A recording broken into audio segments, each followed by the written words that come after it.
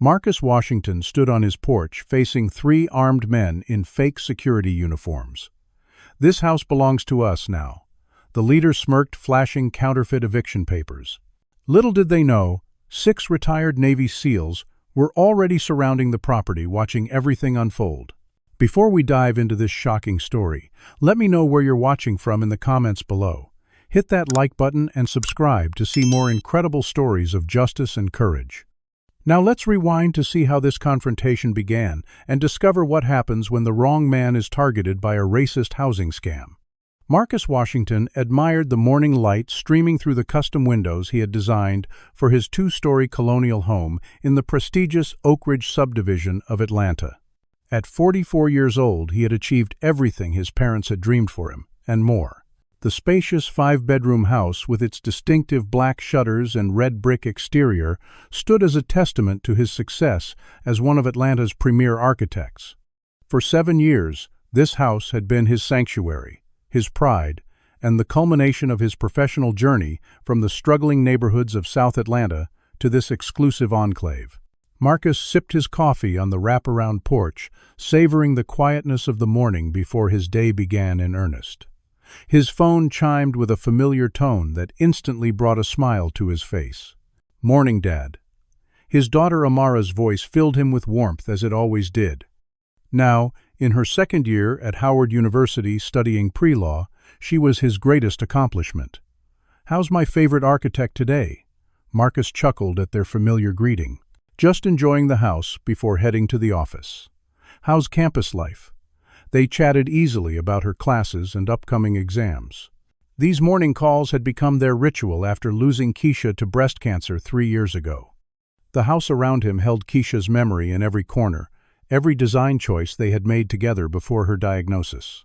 Marcus had designed this home specifically for her, incorporating her love of natural light and open spaces.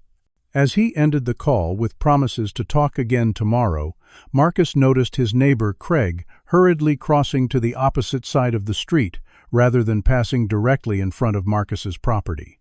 It wasn't the first time. In the 7 years since becoming the first black homeowner in Oak Ridge, Marcus had grown accustomed to the subtle indignities, security guards, following him around neighborhood shops, sudden silences when he entered the clubhouse neighbors, who never quite learned his name despite years of proximity.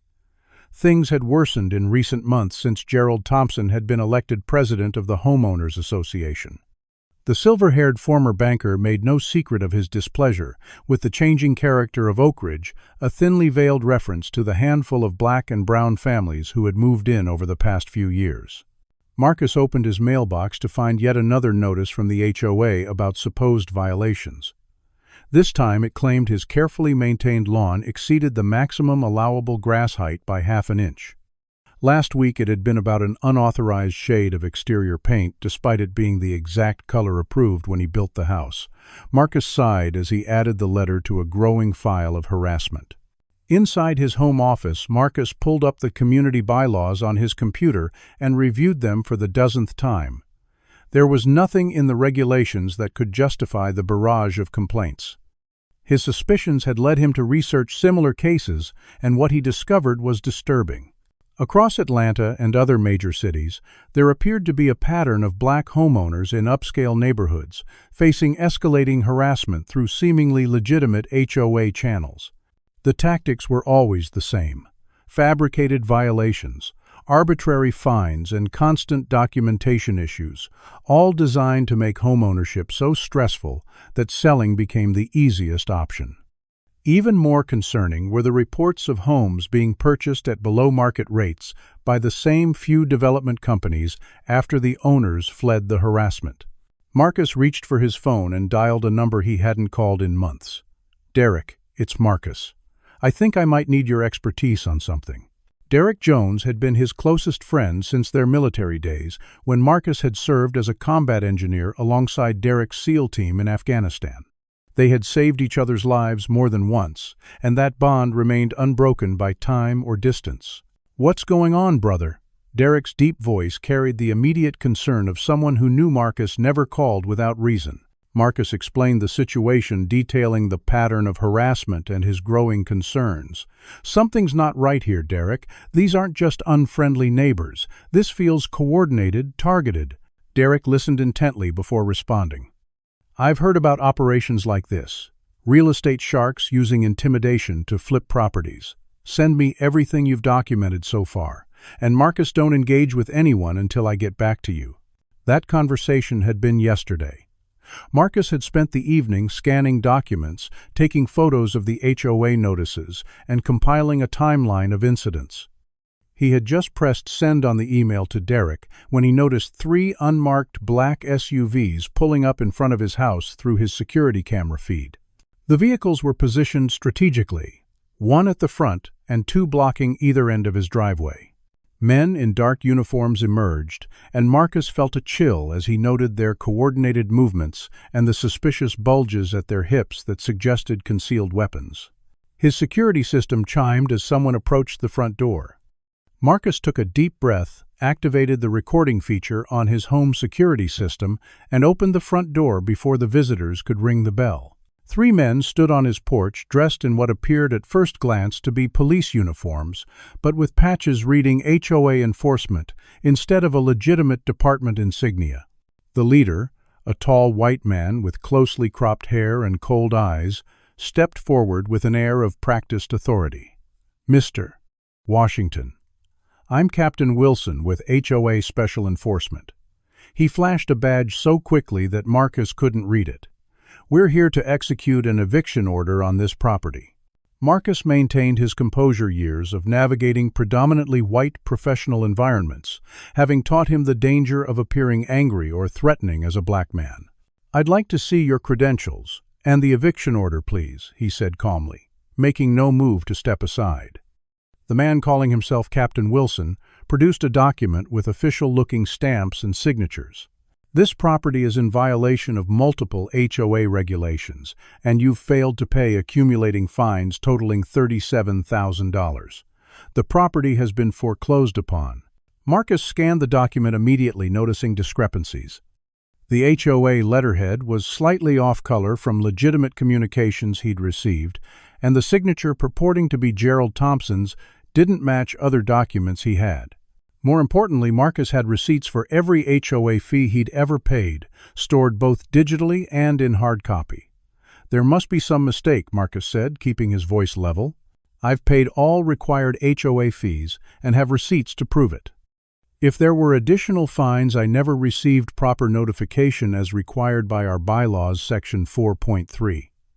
A flicker of surprise crossed Captain Wilson's face at Marcus's knowledge of the regulations. The shorter officer to his left leaned in and whispered something that made Wilson's expression harden. "Listen," Washington, Wilson said, dropping the professional pretense. "We can do this the easy way or the hard way. Pack some essentials and vacate the premises. You have 30 minutes. The third officer, who had remained silent, shifted his position to reveal the holster at his hip more prominently. "What you really need to understand is that certain neighborhoods have standards," the shorter officer added, his voice dropping to a near whisper. "People like you need to know your place. This is a courtesy call before things get unpleasant." The racial undertone was unmistakable. Marcus stood his ground, squaring his shoulders. "I'll need to see proper legal documentation. A legitimate court order signed by a judge, not just HOA paperwork. Without that, you have no authority to evict me from my property." He held up his phone. "I'm recording this conversation, and I've already documented the fraudulent nature of your paperwork." Marcus glanced past the men to the street, where neighbors peered from windows, and a few had emerged onto their porches to watch the confrontation. Not one approached to offer support or question the proceedings. Wilson stepped closer, invading Marcus's personal space. "Recording won't help you. By the time any complaints work through the system, this house will be long sold. We have connections throughout the county." His voice dropped lower. "We've done this 12 times already. Nobody cares what happens to people like you in neighborhoods like this." Marcus noted several suspicious details as the confrontation continued. The uniforms, while impressive at a distance, showed inconsistencies up close. The badges had no department identification numbers, and the men wore different styles of boots. Their earpieces didn't match, and Wilson's nameplate was actually engraved Wilson, not Wilson. Under pressure, their professional facades began slipping, revealing the performance beneath. While maintaining eye contact with Wilson, Marcus subtly unlocked his phone and sent a text message to Derek with one hand, "Fake cops at house now. Trying to evict. Sending security feed." He pressed another button to share his live security camera feed. "I'm not leaving my home," Marcus stated firmly. "You have no legal authority here. I suggest you leave before I'm forced to call the actual police." The man, who had been silent until now, pushed forward, putting a hand on Marcus's chest. "We are the authority here. Step aside or we'll remove you." His hand drifted toward his weapon. Marcus held his ground, knowing that retreating into the house might give them the opening they needed to force entry. "Remove me, and it's breaking and entering assault and impersonating law enforcement. Are you sure your connections can protect you from federal charges?" His military training kicked in as he assessed the threat: 3 men likely armed, but hesitant to use weapons openly on a residential street in daylight. If they had been legitimate, they would have brought actual police backup. The tension crescendoed as the shorter man grabbed Marcus's arm, attempting to physically move him aside. Just as Marcus prepared to defend himself, the distinctive sound of multiple vehicles accelerating hard echoed down the quiet street. All 4 men turned to see 3 rugged pickup trucks screeching to a halt behind the imposters' SUVs, effectively boxing them in. The doors opened simultaneously, and 6 men emerged with the coordinated precision that only comes from years of working as a unit. The 6 men who emerged from the trucks moved with the fluid confidence of predators, spreading out in a practiced formation that immediately controlled the space. Leading them was Derek Jones, a broad-shouldered African-American man whose commanding presence drew all eyes immediately.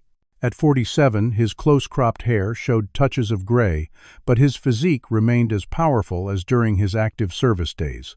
Behind him came the rest of his former SEAL team, a diverse group of men who had once been among America's most elite warriors. James Rodriguez, 46, moved to the right flank, his Latino heritage evident in his features but his Texas drawl pure Lone Star State. The former weapons specialist now owned a chain of high-end fitness centers, but the keen awareness in his eyes showed his military instincts remained razor-sharp. Michael Chen positioned himself with a clear view of all 3 imposters, the 45-year-old Asian American's movements economical and precise. Before retiring to launch a successful cybersecurity firm, he had been the team's tactical expert, planning missions that seemed impossible until his strategies made them inevitable victories.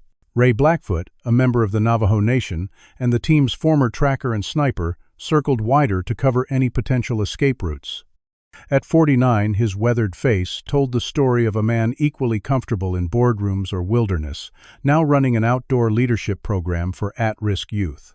Trevor Williams, the team's explosives expert turned construction company owner, and Sam Wilson, their former medic, now serving as an emergency room doctor, completed the formation. All 6 men wore civilian clothes, but moved with military discipline, creating an invisible perimeter around Marcus's property. Their arrival transformed the dynamic, instantly shifting the power balance with their mere presence. Derek approached directly, his gaze fixed on the fake Captain Wilson. "Gentlemen, I believe you're trespassing on private property." His voice carried the unquestionable authority of someone accustomed to being obeyed. The imposter, called Wilson, attempted to maintain his facade. "This is an official HOA enforcement action. We have paperwork," but Derek cut him off smoothly. "I'd like to see some identification. Real identification." He extended his hand expectantly. Police badges, law enforcement credentials, or court orders signed by a judge. Marcus felt a wave of relief seeing his old friend. The history between them ran deep back to Afghanistan, where Marcus had been attached to their unit as a combat engineer. During an ambush outside Kandahar, Marcus had spotted a secondary explosive device that would have killed the entire team. His quick action, disarming it under fire, had saved all 6 men. Later, when their convoy hit an IED, It was Marcus who had extracted Derek from the burning vehicle, suffering burns himself that still marked his left arm. Their bond had been forged in the crucible of combat, creating a brotherhood that transcended time, distance, and background. The fake officers glanced at each other nervously, clearly unprepared for this development. "This is none of your business." The one who had grabbed Marcus said, his hand still hovering near his concealed weapon. "Step back, or we'll have you arrested for interfering with official business." James Rodriguez laughed, the sound devoid of humor. "Official business requires official credentials, amigo, and those toy badges don't qualify." He moved slightly, positioning himself to intercept any attempt to draw weapons. "You boys are playing a dangerous game impersonating law enforcement. Federal offense last I checked." The tension escalated as the imposters realized the predicament they were in. The shortest of the fake officers muttered something under his breath, the racial slur clearly audible in the tense silence. "You people always stick together." Derek's expression didn't change, but something dangerous flickered in his eyes. "What was that? I didn't quite hear you." The SEAL team maintained their professional demeanor, their restraint more intimidating than any show of aggression could have been. They were men accustomed to high-stakes situations, trained to remain calm when others would panic. That discipline was evident now, as they contained the situation without escalation. Around them, the neighborhood had come alive. Curtains parted in windows up and down the street as residents watched the confrontation unfold. Several neighbors had emerged onto their porches, smartphones raised to record the scene. From the corner came the unmistakable van of a local news crew, arriving with suspicious promptness. Later, Marcus would learn that Michael had called them before arriving, ensuring the incident would be documented by independent media. Captain Wilson attempted one last bluff. "We have authorization from the Homeowners Association president himself." Gerald Thompson signed these orders. He waved the falsified documents. "This property has been seized for violations. Check with Thompson if you don't believe me." Marcus stepped forward. "I have all my payment records right here." He held up his phone, displaying the digital receipts. "And I've never received a single legitimate notice about these supposed violations. You're running a scam, and now you've been caught." The atmosphere shifted as the imposters realized they were losing control of the situation. More neighbors had gathered at a safe distance, their presence adding witnesses to the confrontation. The news van had parked and a reporter was approaching with a cameraman in tow. "I think it's time for you gentlemen to leave," Derek set his tone, making it clear this wasn't a suggestion. "Unless you'd like to explain to the approaching news crew why you're impersonating officials and attempting to fraudulently evict a homeowner." The fake Captain Wilson's face darkened with anger, but a flicker of fear showed in his eyes. He motioned to his companions, and they began backing toward their vehicles. "This isn't over," he said to Marcus. "We'll be back with proper authorities." "We'll be waiting," Marcus replied calmly, "with real police and my attorney." The three men retreated to their SUVs and drove away, their hasty departure captured by multiple cameras. As they disappeared down the street, Marcus turned to Derek, and the others' emotion finally breaking through his composed exterior. "Thank you, all of you." The 6 former SEALs gathered around him, each clasping his hand or patting his shoulder in the wordless communication of men who had faced danger together. "Let's go inside," Marcus suggested. "I think we need to figure out what's really happening here." As they walked toward the house, neighbors watched with curious expressions, some approaching to ask questions, while others hurried back inside. The news crew attempted to intercept them, but Derek politely deferred comment until they had more information. Marcus led his friends into the home he had built, designed, and defended, unaware that this confrontation was just the beginning of a much larger battle. Do you think Marcus made the right choice standing up to these fake officials instead of calling the police immediately? Comment. Number 1, if you believe he showed incredible courage, or number 2, if you think he should have called authorities right away. Hit that like button if you'd have stood your ground like Marcus did, and subscribe to see more stories of justice and resilience. What do you think these fake HOA enforcers really want with Marcus's house, and who might be behind this elaborate scheme? Let's find out as the story continues. Marcus's spacious living room transformed into an impromptu command center as the 6 former SEALs settled in their military training, evident in how quickly they organized themselves and assessed the situation. Michael Chen immediately set up his laptop at the dining table, fingers flying across the keyboard as he accessed county property records. James and Ray secured the perimeter, checking windows and doors, while establishing sight lines to watch for any return of the imposters. Trevor examined the fraudulent eviction papers, his construction business having given him familiarity with property documents. Sam unpacked a small medical kit, insisting on checking Marcus's arm, where the fake officer had grabbed him roughly enough to leave marks. Derek paced slowly, his mind already mapping out strategies. "This wasn't random," he said, accepting the coffee Marcus offered. "They came prepared with documents, uniforms, and a story. They've done this before." Marcus nodded grimly. They practically admitted it. Said they'd done it 12 times already. Michael looked up from his computer. "I'm in the county records system. Marcus, give me names of any other black homeowners in the neighborhood." As Marcus listed the handful of minority families in Oak Ridge, Michael cross-referenced property transfers in the area over the past 18 months. "Got something," he announced after several minutes. 3 properties previously owned by black families have been sold in the last year, all significantly below market value. 2 more minority-owned homes are currently in foreclosure proceedings. He expanded his search. Same pattern in Westfield Estates and Magnolia Heights, both upscale subdivisions. In total, I'm seeing 15 properties formerly owned by minorities now in the hands of the same company, West Haven Properties. Trevor whistled low. That's a land grab disguised as normal market activity. Ray, who had been examining the fake badges they had photographed before the imposters left, looked up.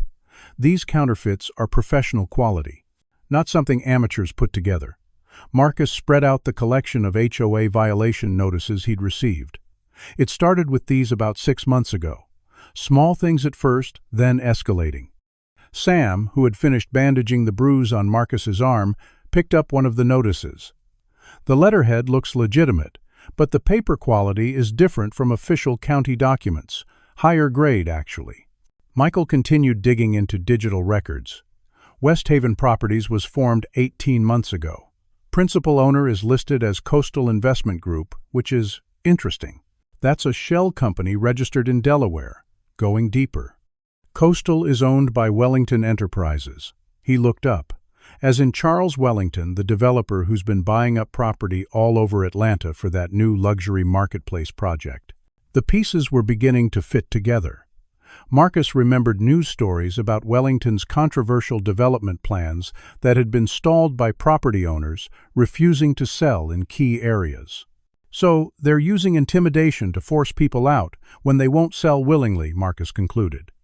But why target minority homeowners specifically? Trevor finished examining the fraudulent documents. Racial profiling. They probably figure black homeowners are less likely to have the resources to fight back legally, or that authorities might take their complaints less seriously. Derek nodded grimly.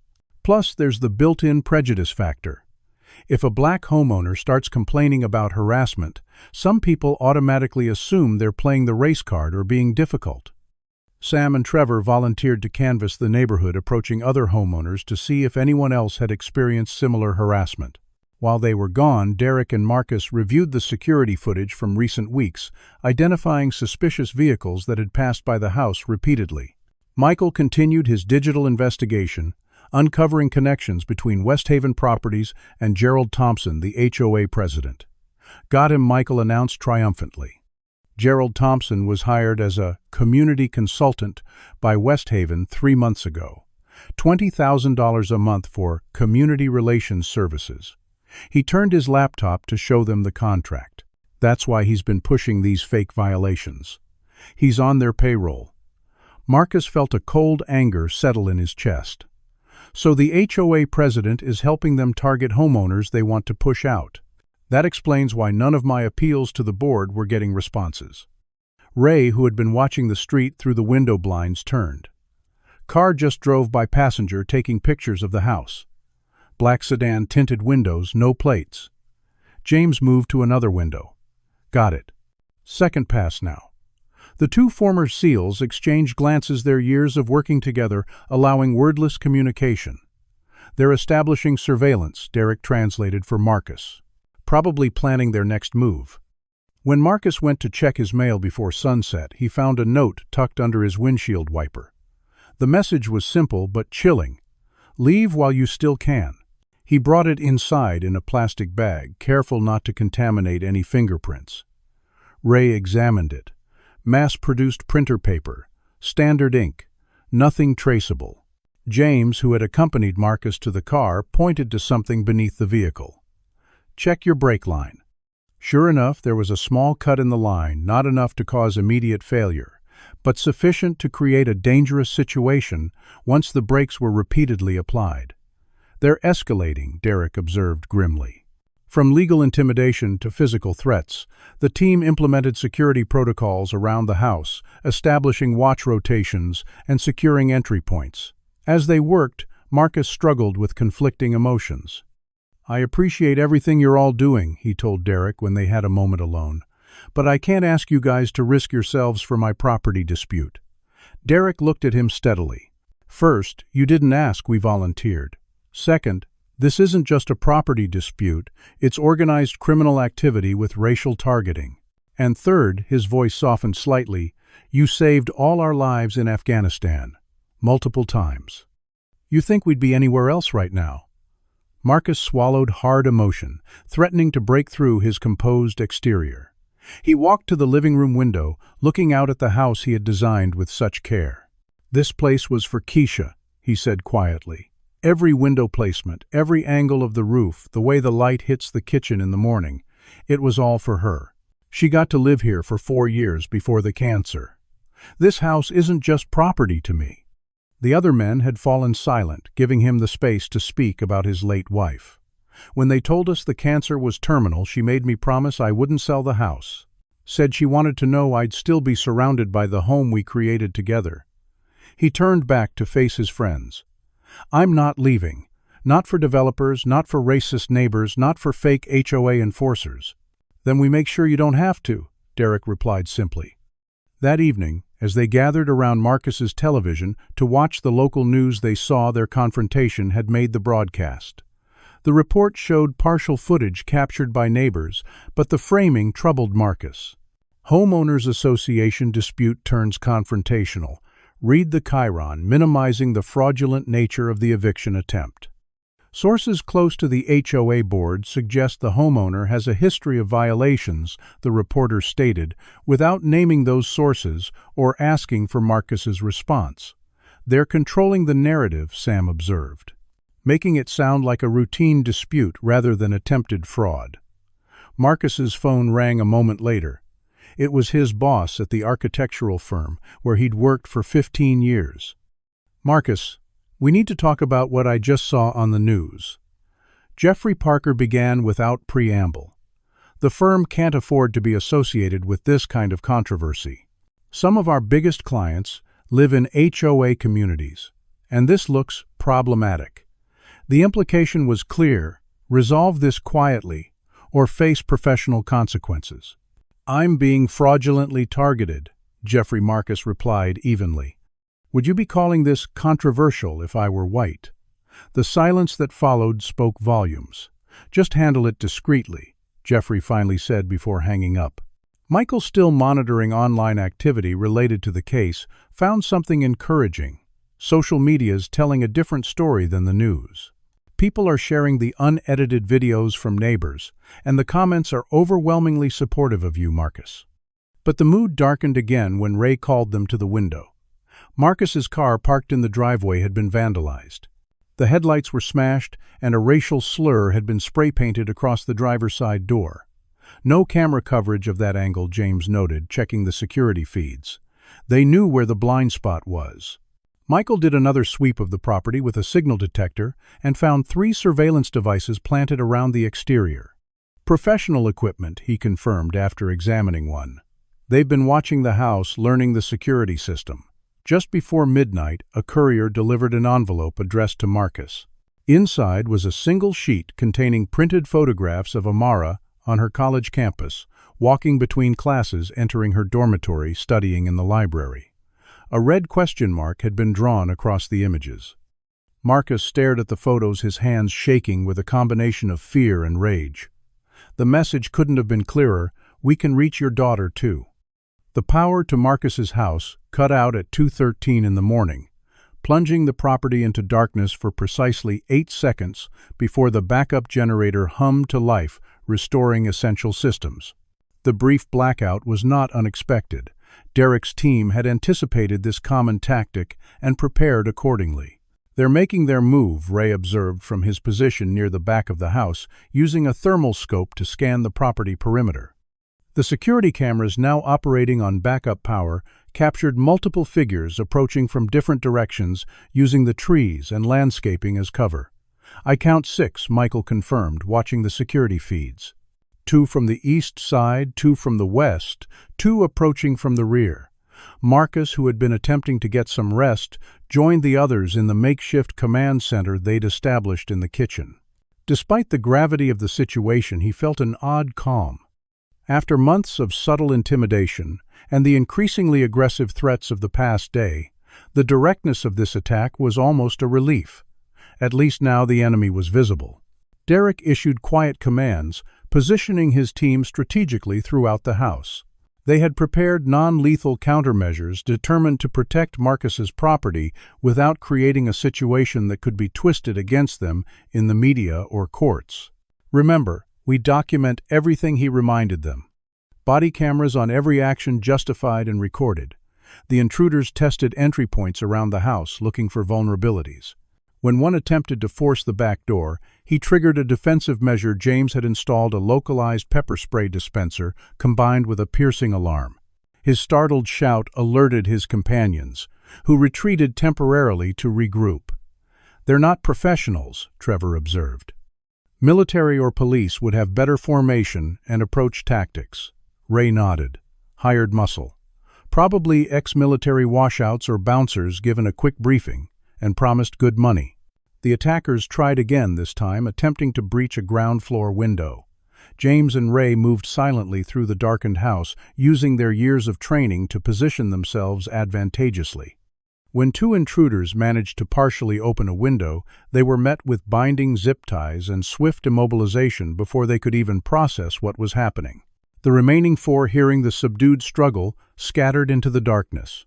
"We've got one," James reported through his earpiece. "The other broke free and is running east along the property line." Ray had the second intruder secured on the floor, applying just enough pressure to ensure compliance without injury. This one's staying put. The captured intruder was a heavy-set man in his 30s with crude prison tattoos visible on his neck. Once secured in a kitchen chair, he alternated between profane threats and nervous silence. "Who hired you, Derek?" asked calmly. The man spat on the floor. "Lawyer," he demanded. "I know my rights." Michael held up a phone showing the man's extensive criminal record. "Thomas Elliott, 34, 3 convictions for breaking and entering, 2 for assault, currently on parole. I wonder what your parole officer would think about tonight's activities." The intruder's bravado faltered. "I was just hired for a job, man. Some guy saying he was from property management paid cash. Said the house was being illegally occupied and the owner wanted the squatters scared off." He looked around at the obvious quality of the home and Marcus's presence. "I'm guessing that wasn't exactly true." While Derek continued questioning, their captive police sirens finally approached nearly 30 minutes after the initial break-in attempt had triggered automatic alerts to the authorities. The response time was tellingly slow for an affluent neighborhood like Oak Ridge. 4 officers arrived, led by Officer Collins, a veteran cop whose demeanor changed visibly when he saw Marcus. "Mr. Say." "Washington," he said the name, carrying a subtle inflection. "You reported a break-in." The officer's eyes traveled to the former SEALs and the restrained intruder with a mixture of surprise and suspicion. Marcus explained the situation, showing the evidence they had gathered: the surveillance footage, the captured intruder, the documented threats, and the fraudulent eviction attempt earlier in the day. Officer Collins listened with thinly veiled skepticism. "So you're alleging that someone cut your power and sent men to break into your home as part of a conspiracy to force you out of the neighborhood?" His tone made the scenario sound implausible, despite the evidence literally sitting in front of him. When Gerald Thompson's name came up as potentially involved, Collins's expression changed subtly. "I've known Gerald for years. He's a respected community leader." "That's a serious accusation without proof." Derek stepped forward. "We have documented financial connections between Thompson and West Haven Properties, the company attempting to acquire homes in this neighborhood through intimidation." He gestured to the captured intruder. "And a witness who can place others in the conspiracy." Officer Collins appeared unmoved. One criminal claiming he was hired by some guy isn't exactly compelling evidence. "And these surveillance devices you allegedly found could have been planted by anyone or could belong to a previous homeowner." Marcus felt a familiar frustration rising. "Officer, my home was targeted for a fraudulent eviction today by men impersonating officials. Tonight my power was cut and men broke in. This is after months of escalating harassment." "What exactly would constitute sufficient evidence?" Collins wrote in his notepad without looking up. "We'll take statements and file a report. The DA will determine if there's enough to pursue charges." The officers took the captured intruder into custody, but classified the incident as a potential attempted breaking and entering rather than the coordinated attack it clearly was. As they left, Collins paused. "Mr. Ronscheid, Washington, some friendly advice. HOA disputes can get ugly, but they're ultimately civil matters. If you're having trouble in the neighborhood, maybe consider if this is really the right community for you." The implication hung in the air after the police departed. "Did he seriously just suggest you should move out?" Sam asked incredulously. Marcus nodded wearily. "Not the first time I've heard that particular friendly advice from authorities." Morning brought a new challenge. The local news coverage had shifted further against Marcus, now describing the night's events as an escalation in the ongoing homeowner dispute, with the homeowner detaining a man he claims was breaking in. The report included a statement from Gerald Thompson, expressing deep concern about vigilante actions in our peaceful community and suggesting that outside agitators were inflaming the situation. Marcus's car, still bearing the racial slur spray-painted across it, was prominently featured in the broadcast, but with the slur blurred out, reducing the visual impact of the hate crime aspect. "They're controlling the narrative," Trevor observed grimly, "making it sound like you're the problem." Michael, however, had better news. Social media is telling a different story. Neighbors posted unedited videos, and they're going viral. People are questioning why the police took so long to respond and pointing out the obvious targeting. Still, the pressure was mounting. Marcus received a call from his boss again. "Marcus, I'm going to be direct. The firm is concerned about the attention you're drawing. Clients are asking questions, and the partners are uncomfortable. We think it would be best if you took a leave of absence until this situation resolves." Marcus recognized the corporate euphemism for what it was. "You're firing me after 15 years because I'm being targeted for racist harassment." "We're not firing you, Jeffrey," insisted, though his tone lacked conviction. "We're just creating some distance until things calm down. Your current projects will be reassigned temporarily, but they both knew there would be no coming back. 15 years of dedicated work, award-winning designs and mentorship to younger architects dismissed because he had become inconvenient." Marcus set down his phone after the call ended, feeling the weight of what was happening. In less than 48 hours, he had been threatened with eviction from his home, had his life and his daughter's safety threatened, and now lost his career. The system that was supposed to protect him, the police, his employers, the community leadership, had either actively worked against him or abandoned him when he needed support. Sam placed a hand on his shoulder. "We'll fight this, Marcus. All the way." Marcus looked at his friends, these men who had dropped everything to come to his aid. Their presence was the one bright spot in the gathering darkness. "I know we will," he replied, "but they're playing a long game. They can keep this pressure up for months. They have resources, connections in the police, influence in the media." Derek's expression hardened with resolve. "Then we change the game. We stop playing defense and start taking the fight to them." The 6 SEALs exchanged glances, a wordless communication born from years of missions together. Michael spoke first. I'll keep digging into Wellington's operation. There's money being moved offshore, and that means financial records we can trace." James nodded. "Ray and I can start surveillance on their key players, get a better understanding of their operation." Trevor added, "I have contacts in the construction industry who might know about Wellington's development plans and which properties he's specifically targeting." Sam considered. "I can reach out to medical colleagues who serve on various boards. They might have heard things in those circles of influence." Derek turned to Marcus. "And you need to make this public beyond just local news. This pattern of targeting black homeowners isn't isolated to your case. It's systematic, and that makes it a civil rights issue." As they formulated their plan, Marcus received another envelope. This one contained only his latest mortgage statement with a handwritten note. "Such a shame if something happened to your daughter while you waste time fighting the inevitable." The threats against Amara pushed Marcus to his breaking point. After a brief, tense discussion, Derek arranged for two trusted former military colleagues to provide discreet protection for Amara at Howard University. Marcus called his daughter, explaining enough of the situation to ensure her caution without causing panic. Her response surprised him. "Dad, you can't let them win," she said firmly. "Mom designed that house with you. It's our home, not just property." Her strength, so reminiscent of Keisha's, steadied him. "I won't let them win," he promised. "But I need to know you're safe while we fight this." As night fell again, the team prepared for another potential assault. But instead of physical threats, the attack came in digital form. Michael detected attempts to breach Marcus's home network aimed at disabling security systems and accessing personal data. "They're getting sophisticated," he noted, countermeasuring the intrusion attempts. "This isn't local thugs anymore. They've brought in professional help." The escalation confirmed what they already suspected: they had disrupted something much larger than a simple property grab. Whatever Wellington and his associates were planning, Marcus's resistance had become a significant obstacle, one they were increasingly desperate to remove. Ray, returning from reconnaissance around the neighborhood, brought troubling news. "They've got private security vehicles patrolling the area, and they're stopping at all the houses with black or brown owners. Can't hear the conversations, but the body language suggests intimidation." The siege had moved beyond just Marcus's home to potentially targeting every minority family in Oak Ridge.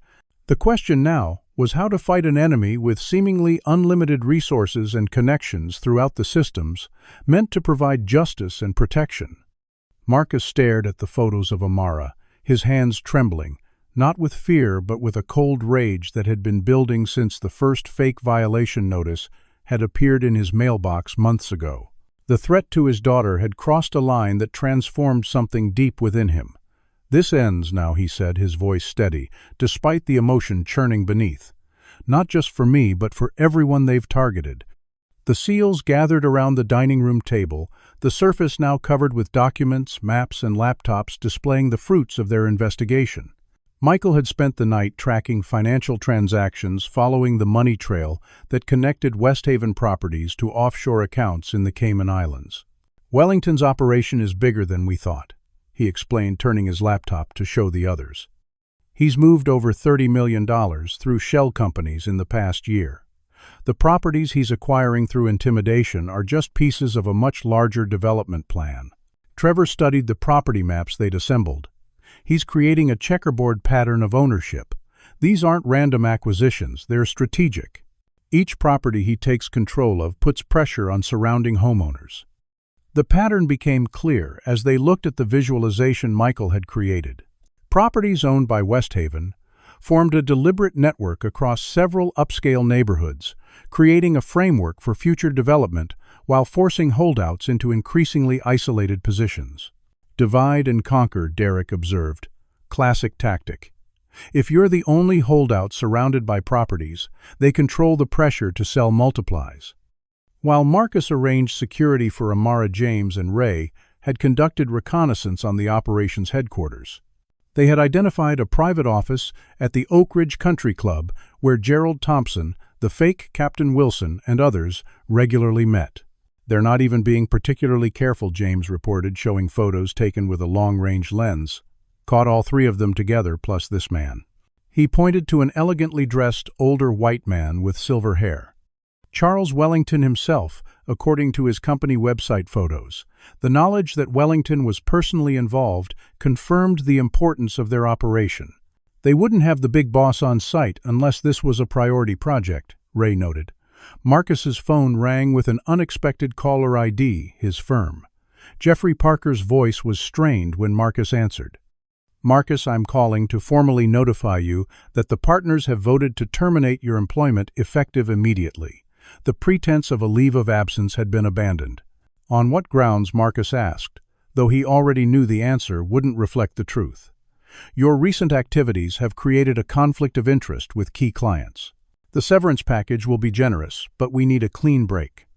Marcus thought of the 15 years he'd given the firm, the prestigious projects he'd led, the younger architects he'd mentored, all erased because he refused to quietly surrender his home to racist intimidation. Would you be firing a white architect in the same situation, Jeffrey? The silence on the other end was damning. Your personal belongings will be shipped to you, Jeffrey finally said, ignoring the question. Don't come to the office.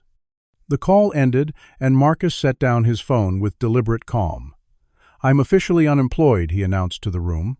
15 years, 3 National Design Awards, and I'm out because fighting racial discrimination is bad for business. Instead of sympathy, Derek offered perspective. They've taken away a job, but not your skills, your license, or your reputation. They think this will pressure you to give up the fight. It's just another tactic. Marcus nodded, finding strength in his friend's pragmatism. You're right. If anything, I have more time to focus on exposing them now. Their planning session was interrupted by a phone call from an unknown number.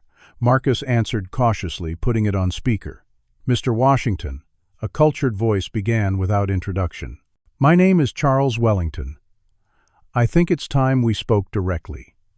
The team exchanged glances, Michael immediately beginning to trace and record the call. Mr. Wellington, Marcus replied evenly. Interesting timing. I was just learning about your business practices. Wellington chuckled, the sound devoid of humor. Business is sometimes messy, Mr. Washington, but it doesn't need to be unpleasant for everyone involved. I'm prepared to offer you one final opportunity to sell your property at a premium 50% above market value. Michael gave a thumbs up, indicating he was capturing everything. And if I decline, then things will become significantly more difficult. You've already lost your job. Your daughter's academic career could face similar obstacles. Banking errors, credit problems, tax audits, all can happen to the most upstanding citizens. The threat was explicit now. This is bigger than one house, Mr. Washington. Development brings progress, jobs, economic growth. Standing in the way of progress rarely ends well for individuals. Marcus kept him talking. So you admit you've been behind the fraudulent. HOA notices the fake eviction attempt.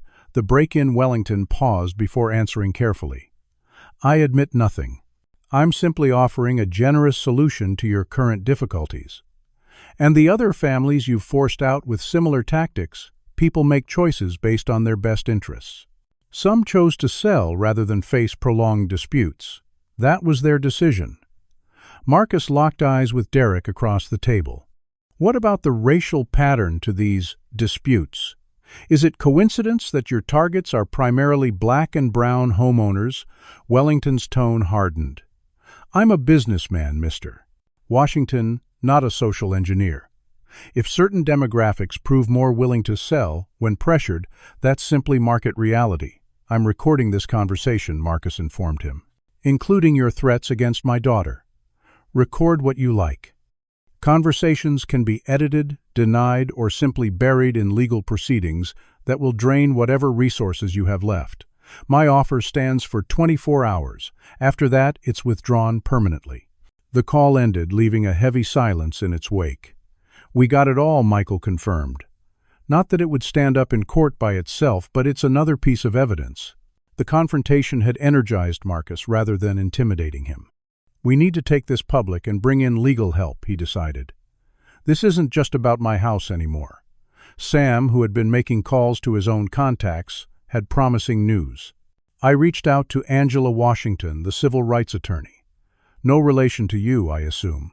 She's interested in your case, especially when I mentioned the pattern of targeting minority homeowners. Angela Washington had made a name for herself taking on systemic discrimination cases across the Southeast. Her involvement would bring resources and public attention that Wellington couldn't easily dismiss. While the team continued developing their strategy, Gerald Thompson made his move. An emergency HOA meeting was called for that evening to vote on new security measures for the neighborhood in response to the recent disturbances. The thinly veiled attempt to legitimize increased surveillance and restrictions was obvious. "They're trying to use the HOA bylaws as a weapon," Trevor observed after reading the meeting notice. "These proposed measures would essentially put the entire neighborhood under their control." Marcus studied the document. "Notice they've scheduled it at the country club where several minority homeowners have faced discrimination in the past." Despite the obvious setup, Marcus and Derek decided to attend, recognizing it as both a trap and an opportunity. As evening approached, the SEALs prepared for what might be their most important mission, yet not one involving weapons and tactics but evidence, persuasion, and exposure. Before leaving for the meeting, Marcus stood in his living room looking at the home he and Keisha had designed together. Every corner held memories of their shared dreams, her laughter, their love. This wasn't just about property values or principle anymore, it was about honoring her memory and the future they had planned. "I won't let them take this from us," he whispered to her photograph.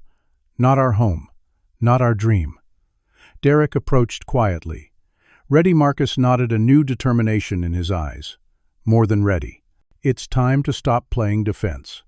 As they prepared to leave, Marcus considered everything that had happened: the escalating harassment, the fraudulent eviction attempt, the break-in, the threats against Amara, the loss of his job.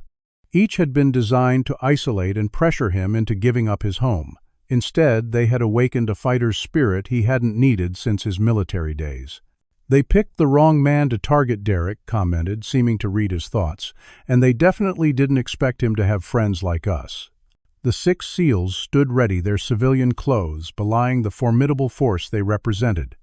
Men who had conducted missions in the world's most dangerous environments were now prepared to fight a different kind of battle, one against corruption and discrimination in what should have been a peaceful American neighborhood. Before they left, Marcus posed a question that had been troubling him. Why would they go to these lengths? This level of organization, the resources they're committing, it seems excessive for real estate acquisition, even for valuable properties.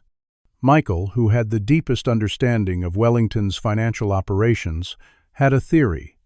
It's not just about the properties themselves. It's about what Wellington plans to build once he controls enough of the area. Based on permit applications, I've found he's planning a massive luxury development, a shopping district, condos, and entertainment complex. The projected revenue is in the billions. The scale of the plan explained the aggressive tactics. They weren't just buying houses, they were assembling the components of a transformative development that would reshape entire communities and generate enormous profits. With that context, even the involvement of corrupt officials and the targeting of those perceived as vulnerable made strategic, if despicable, sense. As they headed to the HOA meeting, Marcus couldn't help wondering about the confrontation to come. Would other homeowners stand with him once they understood the full scope of Wellington's plans, or would self-interest and subtle racial bias lead them to side with the powerful against the few? The stakes had never been higher, not just for his home, but for the concept of justice itself. Do you think Marcus should expose Wellington's entire operation publicly, even if it puts him at greater risk? Comment number 1. If you believe the truth should come out, no matter the personal cost. Or number 2, if you think he should, seek a quieter legal resolution for safety's sake. Hit that like button if you admire the brotherhood and loyalty shown by these former SEALs, and subscribe to see more stories about standing up against injustice. What lengths do you think Wellington will go to when his plans are threatened, and what might be the unexpected consequences of this confrontation? Let's continue this powerful story and find out. The Oak Ridge Country Club exuded old money and exclusivity, from its manicured entrance to the understated elegance of its colonial architecture. As Marcus and Derek approached the main doors, a valet stepped forward, then hesitated upon seeing them, his momentary confusion revealing the club's typical clientele. Inside, the HOA emergency meeting was being held in the main ballroom, where nearly 100 residents had gathered. Conversations quieted noticeably as Marcus entered with Derek, while the other SEALs executed different aspects of their coordinated plan. Michael Chen had positioned himself in his vehicle in the parking lot, a mobile command center of technology, allowing him to hack into the country club's Wi-Fi network and through it access West Haven's poorly secured servers. Trevor had created a diversion at Wellington's downtown office by posing as a building inspector concerned about urgent structural issues, ensuring key security personnel were diverted from their usual posts. Ray and James had used this opportunity to infiltrate Wellington's office, their military training, making short work of the building's security systems. Their objective, locating physical documents that would confirm the discriminatory pattern they had uncovered digitally. Meanwhile, Sam had stationed himself strategically among the neighborhood residents, prepared to monitor reactions and gather intelligence from conversations. The ballroom had been arranged with rows of chairs facing a raised platform where Gerald Thompson stood with several HOA board members. A projector displayed a PowerPoint titled, "Enhanced Security Measures for Our Community." Marcus and Derek took seats near the back, immediately noting the positions of the fake Captain Wilson and two security personnel near the doors. Gerald Thompson called the meeting to order with practiced authority. "Thank you all for coming on such short notice. Recent events have made it clear that our community faces unprecedented security challenges. The board has developed a comprehensive response plan."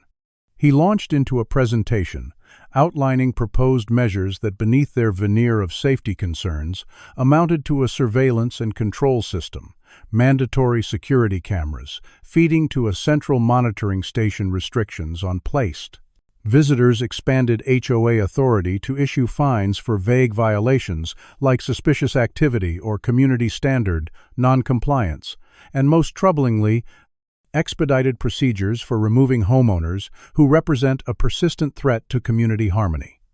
The room's reaction was mixed.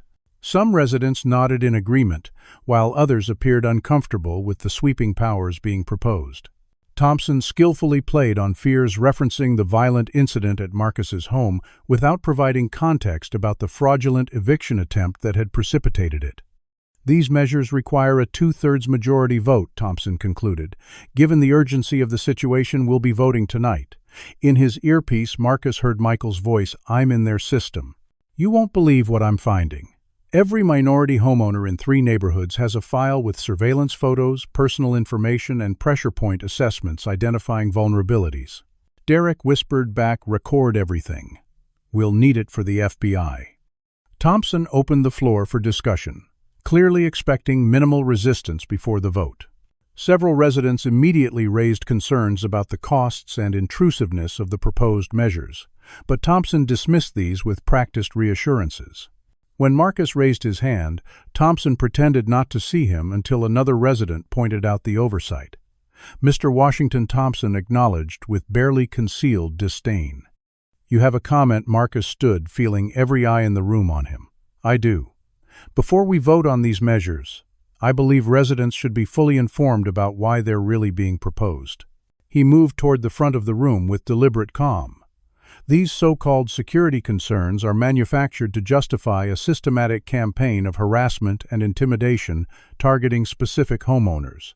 A murmur ran through the crowd. Thompson's face hardened. "Mr. Washington, this is not the appropriate forum for your personal grievances." "This isn't about personal grievances," Marcus replied.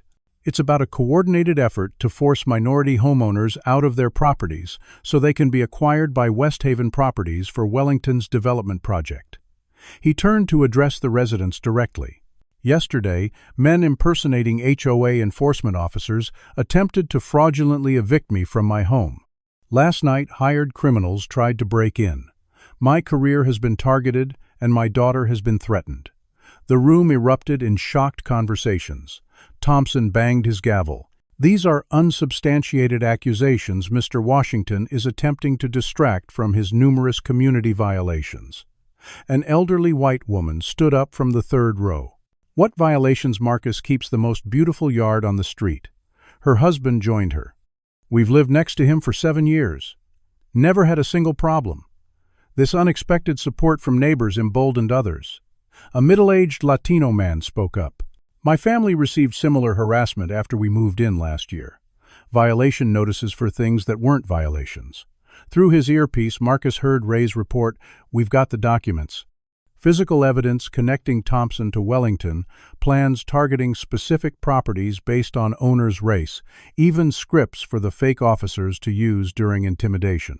James added photographic evidence of meetings between all the key players. "We're exfiltrating now."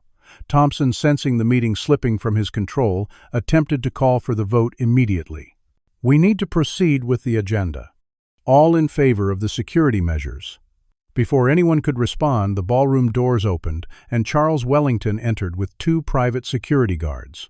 His timing suggested he had been waiting nearby, perhaps expecting the meeting to proceed without incident. His presence changed the atmosphere immediately. Wellington approached the platform with the confidence of someone accustomed to deference. "Gerald, I heard there was some confusion at the meeting. Perhaps I can help clarify the benefits of the proposed security enhancements." The fact that a non-community member would intervene so directly in HOA business raised eyebrows throughout the room. Derek chose this moment to stand. "Mr. Wellington, perfect timing. We were just discussing your company's practice of targeting minority homeowners for harassment and forced acquisition." Wellington's practiced smile didn't waver. "I'm afraid I don't know what you're talking about. My company simply purchases properties when owners wish to sell, including properties where owners were pressured to sell through fraudulent HOA violations, threats, and intimidation," Derek countered. "Interesting business model." Wellington's eyes narrowed slightly. "These are serious and completely unfounded allegations. I'd advise caution before making libelous statements." Marcus received another update through his earpiece. Michael had discovered emails explicitly discussing targeting demographically vulnerable homeowners who would have limited resources to fight back. The evidence was damning. "We've already submitted evidence to the FBI's Public Corruption Unit," Derek informed Wellington, whose composed expression faltered momentarily. "Financial records, communications, witness statements, all documenting a pattern of racially targeted property acquisition through intimidation and fraud." The private security guards moved closer to Wellington protectively, but Derek continued. "The investigation will include the involvement of local officials who facilitated or ignored complaints from targeted homeowners." Thompson, Wellington, and the man they knew as Captain Wilson huddled together in urgent whispered consultation. The meeting had devolved far from their planned script, and residents were watching the interchange with growing suspicion. Marcus seized the moment to address the community directly. "This isn't just about my home or the homes of other minority residents. It's about what kind of community we want to be. Wellington's plan will transform Oak Ridge beyond recognition once he controls enough properties. Housing prices for those who remain will be destabilized. Traffic patterns will change dramatically, and the character of the neighborhood will be forever altered." He gestured toward the huddled conspirators. "They've counted on our divisions on the assumption that we won't stand together across racial lines. They've exploited fears and biases to pursue profit at the expense of our community." Several residents were nodding now, looking at Wellington and Thompson with new scrutiny. An older black couple who had remained silent rose to their feet. "We received violation notices every week for 3 months, the husband stated. "When we complained, we were told we might be happier in a different neighborhood." Others began sharing similar experiences: selective enforcement of rules, inexplicable delays in approval requests, subtle, not so subtle suggestions that they didn't belong. The pattern Marcus had described was being confirmed by multiple voices. Wellington attempted to regain control of the narrative. "These are unfortunate misunderstandings. If anyone has legitimate concerns, my office is always open to discuss them." But his practiced charm fell flat in the face of mounting testimony. The security guards Wellington had brought with him exchanged uncomfortable glances. One of them, a stocky man with military bearing, stepped slightly away from Wellington's side. Marcus recognized the subtle shift he had seen it before in Afghanistan, when men realized they had been misled about the nature of their mission. "Mr. Wellington," the guard said quietly, "we were hired for legitimate security work. This sounds like something else entirely." The second guard, noting his colleague's stance, also moved back. "I'm not involved in any harassment operations. That wasn't the job description." Wellington's face darkened with anger as his own security distanced themselves. "You're employed to follow orders, not evaluate them," he snapped, further damaging his facade of reasonable leadership. The comment hung in the air, revealing more than any evidence could about his approach to power and ethics. Through his earpiece, Marcus heard Michael's triumphant voice, "FBI agents are en route." Local field office responded immediately to the evidence package we sent. ETA, 15 minutes. Wellington must have received a similar alert on his phone, as his expression changed from controlled anger to urgent calculation. He turned to leave without another word to the assembled residents, Thompson hurrying after him while the fake Captain Wilson slipped out a side door. The HOA meeting dissolved into animated discussions as neighbors processed what they had witnessed. The unified front of authority that had seemed so formidable was crumbling before their eyes. Outside in the parking lot, Marcus watched Wellington and Thompson arguing beside their vehicles. The developer's hand gestures were sharp with anger, Thompson's posture increasingly defensive. Whatever partnership had existed between them was fracturing under pressure. Derek joined Marcus, observing the scene with the calm assessment of a veteran strategist. "First rule of corrupt conspiracies," he commented. "When pressure mounts, loyalty evaporates." Minutes later, FBI agents arrived their vehicles pulling into the country club driveway with professional precision. The lead agent, a non-nonsense woman who introduced herself as Special Agent Diaz, conferred briefly with Derek before approaching Wellington and Thompson. Their expressions, as they realized the seriousness of the federal response, confirmed what Marcus already knew: the counterattack had succeeded beyond their expectations. As Wellington was escorted to an FBI vehicle for questioning not yet under arrest, but clearly the focus of a significant investigation, he locked eyes with Marcus across the parking lot.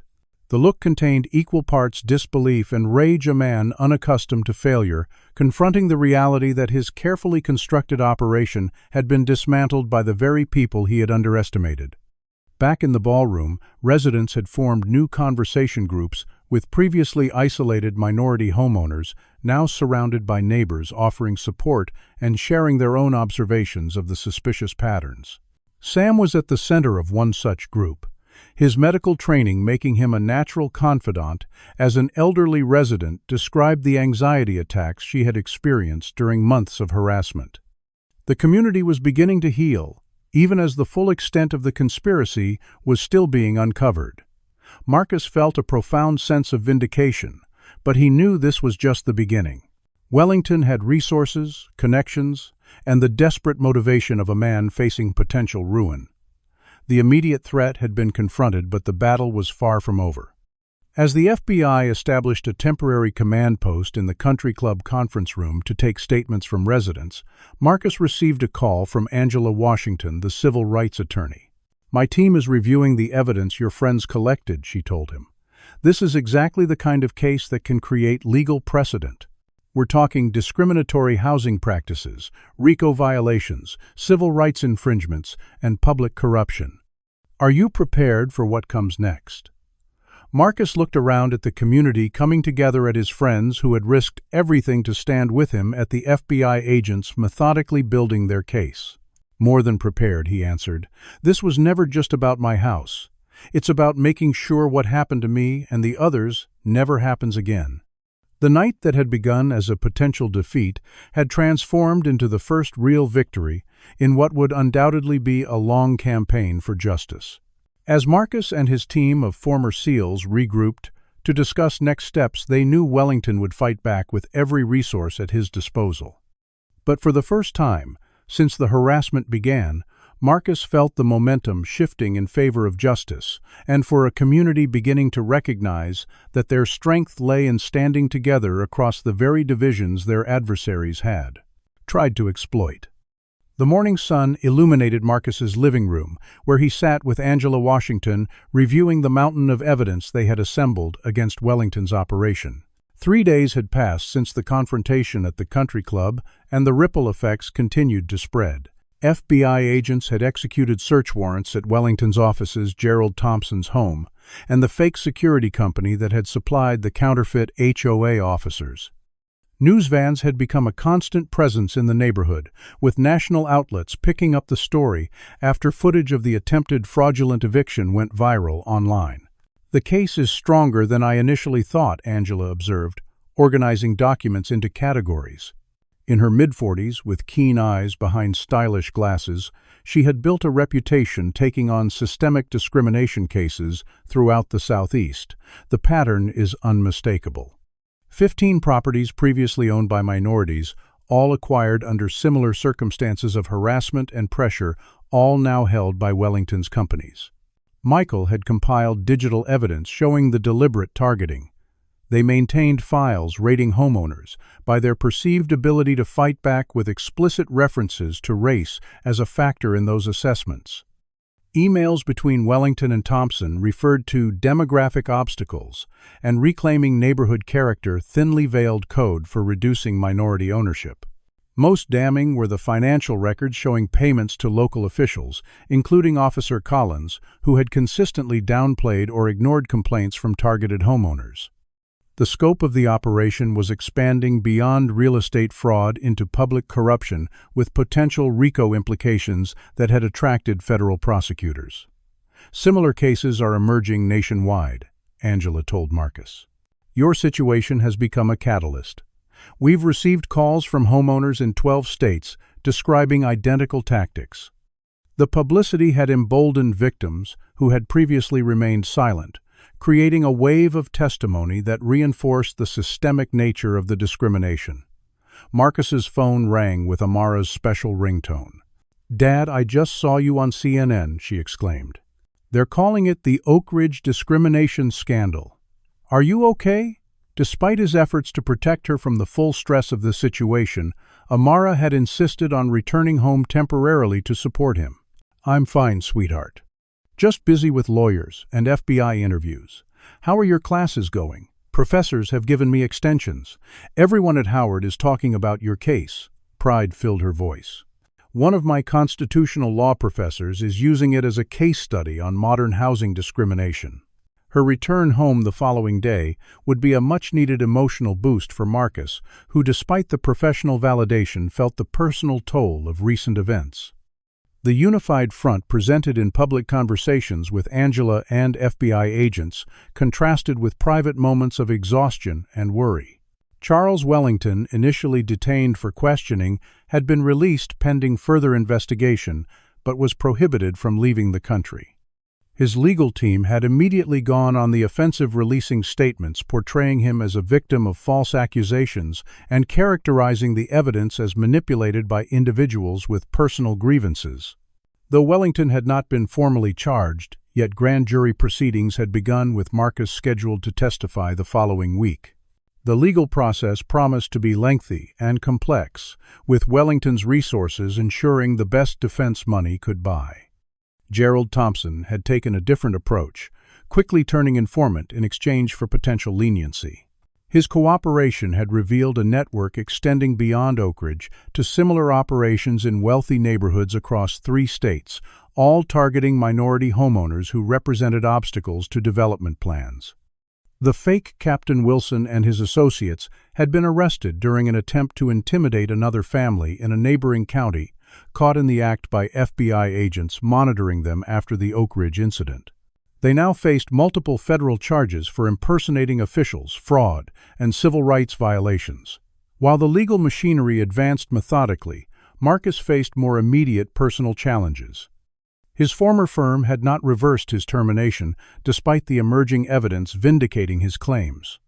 After 15 years building his career there, he had been discarded the moment he became controversial.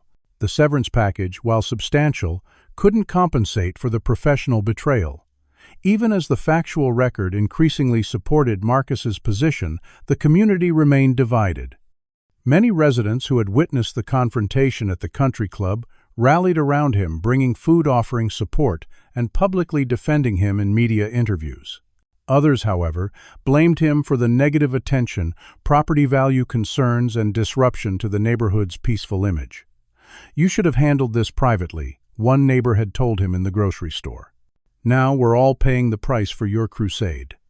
The comment reflected a perspective Marcus had encountered throughout his life, the expectation that Black Americans should endure injustice quietly to avoid making others uncomfortable. Even with overwhelming evidence of wrongdoing, some still considered his resistance rather than the discrimination itself to be the true problem. Amara's return brought emotional reinforcement just when Marcus needed it most. Seeing her walk through the front door so much like her mother in her determined stride and warm smile reminded him of everything worth fighting for. The house that he and Keisha had designed together felt whole again with their daughter's presence. "The place looks like a command center," she observed, taking in the laptops, documents, and caseboards that had transformed the living room. The SEALs had maintained their protective presence, rotating shifts to ensure security while the case developed. Their continued support represented the one unambiguously positive outcome of the ordeal, the reaffirmation of bonds forged years ago in combat, now proving equally valuable in this different kind of battle. That evening, as the team gathered for dinner, Derek made an unexpected proposal. "Marcus, when this is over, I want you to consider joining my security consulting firm as a partner." The offer caught Marcus by surprise. "I'm an architect, Derek. What do I know about security consulting?" Derek smiled. "You understand building design better than anyone I know. Combined with your military engineering background, you bring a perspective. My clients need someone who can integrate security seamlessly into architectural planning rather than adding it as an afterthought." The prospect of a new professional direction, when his architectural career had been derailed, was both daunting and intriguing. "I'll think about it," Marcus promised, touched by his friend's characteristic blend of loyalty and pragmatism. The next morning brought both progress and new challenges. The FBI arrested Officer Collins on corruption charges, with evidence showing he had received payments from Wellington's organization in exchange for selectively enforcing laws against targeted homeowners. The development validated Marcus's suspicions about why his complaints had been consistently dismissed, but it also removed whatever minimal police protection the neighborhood had previously enjoyed. Wellington's associates responded to the escalating pressure with increasingly desperate tactics. Marcus was served with a defamation lawsuit, claiming $50 million in damages for false statements, causing irreparable harm to Wellington's reputation and business interests. Though Angela assured him the suit was legally frivolous and designed solely for intimidation, it represented another drain on his emotional and financial resources. More troubling was the campaign of subtle threats directed at potential witnesses. Several homeowners who had agreed to testify about their experiences of harassment reported strange cars parked outside their homes, anonymous calls, and minor property damage, clearly meant to send a message. The grand jury testimony proved both grueling and cathartic for Marcus. For 6 hours, he methodically recounted every incident of harassment, every fraudulent violation, noticed the attempted eviction and the break-in. He presented documentation supporting each claim, connecting his experience to the broader pattern affecting other minority homeowners. "Have you suffered professional consequences for resisting these attempts to force you from your home?" the prosecutor asked. "I was terminated from my architectural firm after 15 years, Marcus responded. "A career I built from nothing. Clients I had personal relationships with, award-winning projects I designed, all gone because I refused to quietly surrender my home. And why was maintaining ownership of this specific property so important to you?" The question touched the emotional core of Marcus's resistance. "My wife Keisha and I designed that house together before she was diagnosed with cancer. Every detail reflected our shared vision for the future. She lived there for 4 years before she died. On her last day, she made me promise I wouldn't sell the house we created together." The human dimension of his testimony transcended the legal technicalities, transforming abstract civil rights violations into a deeply personal story of loss, memory, and principle. When Marcus returned home from the grand jury proceedings, he found representatives from Wellington's organization waiting. They proposed a settlement. Wellington would purchase Marcus's home for double its market value and drop all legal actions in exchange for Marcus withdrawing his complaints and signing a non-disclosure agreement. The offer represented financial security. Marcus could claim victory, rebuild his career elsewhere, and escape the ongoing stress of the legal battle. For a brief moment, the temptation was powerful. "Take the night to consider it," the lawyer suggested smoothly. "This offer expires tomorrow." After they left, Marcus stood in the kitchen. Keisha had designed remembering her laughter as they debated countermaterials and lighting fixtures.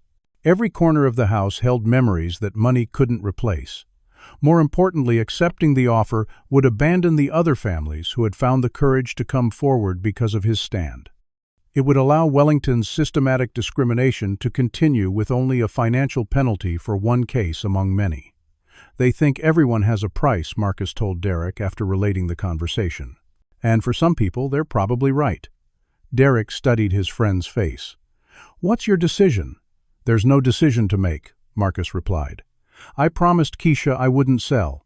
I promised myself I wouldn't be driven out by intimidation. And now, I've promised other families I'd stand with them against this system." The rejection of Wellington's offer triggered the final desperate countermeasure. Shortly after midnight, Marcus awoke to the security system's alarm. Fire had broken out on the east side of the house, the flames already climbing the exterior wall toward the second floor. The arson attempt had been professional, the accelerant strategically placed to create maximum damage before detection. But the SEAL's precautions had anticipated this possibility. The fire suppression system Trevor had installed activated immediately, containing the blaze before it could spread to the main structure. Ray and James, on security rotation that night, apprehended a figure fleeing across the property line, subduing him until FBI agents arrived. The arrested arsonist, initially refusing to speak, eventually revealed his direct connection to Wellington's head of security when faced with the overwhelming evidence against him. The attack represented a desperate escalation, moving from intimidation and legal harassment to potentially lethal tactics. It also provided the final evidence the FBI needed. By dawn, Charles Wellington had been arrested on multiple federal charges, including racketeering, conspiracy, housing discrimination, and now attempted murder.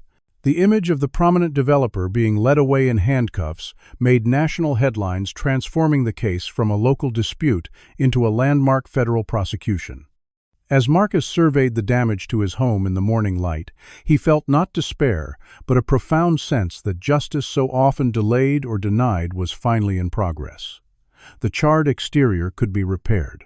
The structure Keisha had helped design remained sound. Most importantly, the system of discrimination that had targeted families like his across the country was being exposed and dismantled one indictment at a time. "We'll help rebuild," Trevor said, already assessing the damage with his contractor's eye. "Better than before." Marcus nodded, watching FBI evidence technicians documenting the arson scene. The house would bear these scars just as he bore the emotional scars of recent months, but neither would be defined by the damage. Instead, they would be defined by resilience, by survival, and ultimately by transformation into something stronger than before. 6 months after the arson attempt, Marcus stood on his newly rebuilt porch, surveying the transformation of both his home and the neighborhood around it. The fire damage had been completely repaired, with Trevor's construction team taking the opportunity to incorporate enhanced security features and subtle design improvements while maintaining the original character Keisha had loved. More significant than the physical rebuilding was the community's evolution. The Oak Ridge HOA now had a diverse board that included Marcus and representatives from every demographic group in the neighborhood. Monthly community meetings, once sparsely attended formalities, had become vibrant forums for addressing residents' concerns and planning neighborhood improvements. The case against Charles Wellington and his associates had advanced through the legal system with methodical precision. Wellington Gerald Thompson and the fake Captain Wilson, whose real name turned out to be Richard Mercer, a former police officer dismissed for misconduct, had all been indicted on multiple federal charges. The evidence compiled by Marcus and the SEALs, combined with testimony from dozens of affected homeowners across 3 states, had created a case prosecutors described as airtight. Wellington's attempt to portray himself as an unwitting participant in subordinates' actions collapsed when financial records revealed his direct oversight of the operation. The developer who had once seemed untouchable now faced the prospect of substantial prison time. His legal team's attempts to suppress evidence and discredit witnesses had repeatedly failed, with each ruling further strengthening the prosecution's position. Beyond the criminal proceedings, the civil case, spearheaded by Angela Washington, had expanded to include over 100 plaintiffs from 12 states, all minority homeowners targeted by similar discriminatory tactics. The class action suit sought not only damages but systemic changes in how housing regulations were enforced and monitored. Major mortgage lenders and real estate companies had been compelled to review their practices and implement new safeguards against discrimination. For Marcus personally, the months had brought unexpected opportunities from the ashes of his architectural career. Derek's offer of partnership in his security consulting firm had evolved into a new venture, Washington Jones Security Design, specializing in integrating security seamlessly into architectural planning for everything from private residences to corporate headquarters. Marcus's unique combination of architectural expertise and military engineering experience had attracted clients who appreciated both the aesthetic and practical dimensions of his designs. The first major commission had come from former clients who had followed his case in the media and approached him directly, bypassing his former firm to request his services for their new community center project. What began as a single project soon expanded into a steady stream of work from clients who valued both his design skills and his demonstrated integrity. The community center design had recently won a national award for innovation, bringing professional validation that helped heal the wound of his unceremonious termination. The Oak Ridge Police Department had undergone a comprehensive restructuring following the civil rights investigation triggered by the case. Officer Collins and several colleagues faced charges for their role in selectively enforcing laws against minority residents. The new police chief, an African-American woman with extensive experience in community-oriented policing, had implemented training programs and accountability measures designed to ensure equal protection regardless of race or neighborhood. On this sunny Saturday afternoon, Marcus's backyard was filled with people gathering for a celebration that symbolized the community's healing. The 6 SEALs who had stood with him through the darkest days were there with their families, the children playing together, while adults prepared food and shared stories. Neighbors who had once been strangers or even antagonists now moved comfortably through the gathering, relationships formed in the crucible of shared adversity, proving surprisingly durable. Amara, home from law school for the weekend, moved among the guests with Keisha's social grace, her experiences over the past year, having cemented her determination to pursue civil rights law after graduation. "Your mother would be proud," Marcus told her, as they stood together watching the gathering. "Not just of me standing my ground, but of you carrying her spirit forward." Amara smiled, the expression, so like Keisha's, it briefly took his breath away. "She is proud, Dad. I feel it every time I walk into this house." The legal victory had been formally recognized the previous week when Wellington and his key associates accepted a plea agreement rather than face trial with its overwhelming evidence. The terms included substantial prison time, massive financial penalties, and the dissolution of the network of companies used to facilitate the discriminatory practices. More meaningful to Marcus than the punishment was the prevention. The case had established legal precedents that strengthened protections for minority homeowners and created new oversight mechanisms for real estate development in Marcus communities with diverse populations. State legislators had used the case as a foundation for drafting enhanced housing discrimination laws, with Marcus testifying at hearings about his experiences. The scholarship fund he had established in Keisha's name would support minority architecture students, creating a legacy that transformed his personal struggle into opportunity for others. As twilight approached, Derek called for everyone's attention, raising a glass toward Marcus. To a man who refused to be driven from his home, who stood against a system designed to break him, and who transformed personal injustice into community victory. The gathered friends and neighbors echoed the toast, many adding their own words of appreciation for how Marcus's stand had ultimately strengthened their community rather than dividing it. Later, as the party wound down and guests began departing, Marcus found himself on the porch with Derek, the two friends sitting in comfortable silence as they watched the sunset paint the neighborhood in warm hues. "Did you ever imagine it would end like this?" Marcus asked finally. "Not the details," Derek admitted. "But I never doubted the outcome. Not once I saw how determined you were." He gestured toward the neighborhood, where lights were coming on in houses that had been preserved through their efforts. "Some battles choose you. This one did, and you rose to it." Marcus nodded, thinking of Keisha and the home they had created together, now filled with new memories alongside the cherished old ones.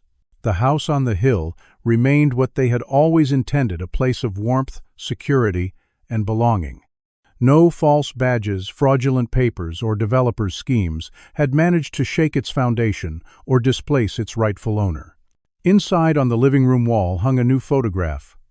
Marcus and the 6 seals standing together on the rebuilt porch, their expressions reflecting not just friendship, but the satisfaction of a mission successfully completed.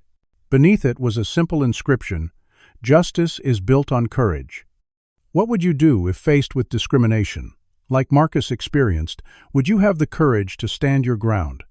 Comment below with your thoughts on how we can all work together to fight housing discrimination in our present communities.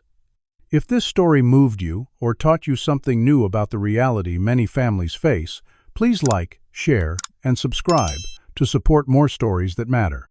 Remember, justice often depends on ordinary people making extraordinary choices in difficult moments. Thank you for joining us for this powerful true story, and may we all find the strength to stand firm when our homes' rights and dignity are threatened. Marcus Washington's story teaches us that standing against discrimination requires both courage and community. When faced with racist tactics designed to push him from his home, Marcus demonstrated that one person's principled resistance can expose larger systems of injustice. His refusal to be intimidated, even when threatened, when his career was targeted, and when his daughter's safety was jeopardized, shows the power of unwavering determination. The story also highlights how discrimination often operates through seemingly legitimate channels, exploiting existing power structures and counting on isolation to weaken resistance. Wellington's operation succeeded against others precisely because they targeted people they believed would stand alone. Perhaps most importantly, this story demonstrates that justice requires allies willing to risk something of themselves. The SEALs' intervention wasn't just about military tactics. It was about brotherhood transcending racial divisions and lending privilege and resources to fight injustice. When communities unite across racial lines, discriminatory systems lose their power. Finally, Marcus teaches us that fighting for justice isn't just about personal vindication. It's about creating lasting change. By pursuing legal accountability and systemic reforms, rather than accepting a lucrative settlement, he transformed his individual struggle into protection for countless others facing similar discrimination. True victory lies not just in saving one home, but in making all homes more secure against prejudice. Have you ever witnessed discrimination in your community and wondered what you could do about it? Marcus's story shows that standing firm against injustice, even when it seems overwhelming, can create real change. What would you have done in his situation? Comment below with ways you believe we can all help combat housing discrimination and support those facing it. If this story resonated with you, please hit that like button to help others find it too. Subscribe for more powerful stories about ordinary people doing extraordinary things when faced with injustice. Share this video with someone who needs to understand the reality of housing discrimination that continues today. Thank you for joining us for this journey through courage, friendship, and the fight for justice. Remember, every time we refuse to look away from discrimination, we help build a world where everyone can feel safe in their own home. Until next time, stay strong and stand together.